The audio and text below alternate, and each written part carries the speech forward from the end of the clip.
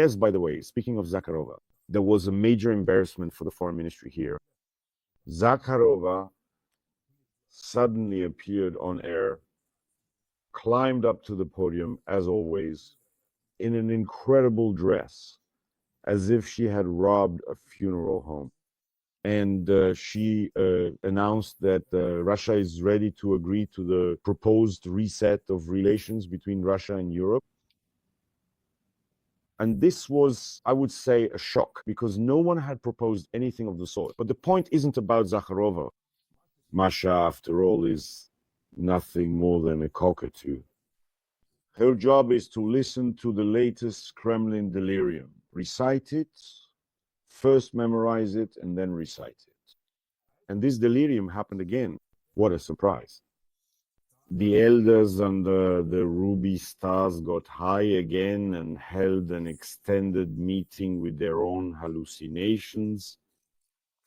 All the hallucinations showed up on time, sat down properly, poured mineral water into their transparent heads, and took turns reporting on the international situation as they see it.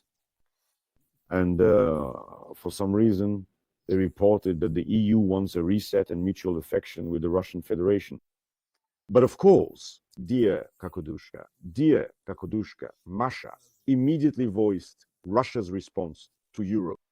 The essence was that Russia agrees to a reset, but only on the condition that the hostile policy toward Moscow is abandoned. In other words, to put it in plain language, this means that Russia demands not to be hindered in looting, committing genocide, and bombing.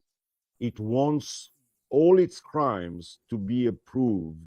It's as if they're suggesting, well, to blow up another apartment building in Kyiv and immediately raise a toast to it. So basically, it's what you might call bring out the champagne, the bouquets, and start congratulating. But here's the small problem. No one in the EU, I repeat, has proposed any kind of reset. And these hallucinations clearly set up the elders, but you can't really blame the hallucinations, because who knows what might come into their transparent heads. In general, though, the aversion to Moscow is only growing. And of course, there are no changes whatsoever. As for Trump, well, you really can't rely on him. So it turned into an embarrassment, and now the foreign ministry is trying to figure out where these proposals even came from. Although, well, such audacity in proposing to justify all the atrocities, all the villainy, to turn a blind eye to every crime, by the standards of our damn times, I'd say these are actually pretty reasonable remarks. No one is surprised anymore. But you have to earn the right to such audacity.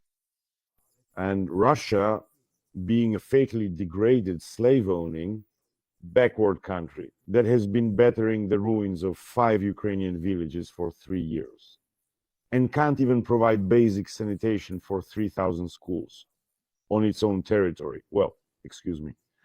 It simply can't lay claim to such audacity.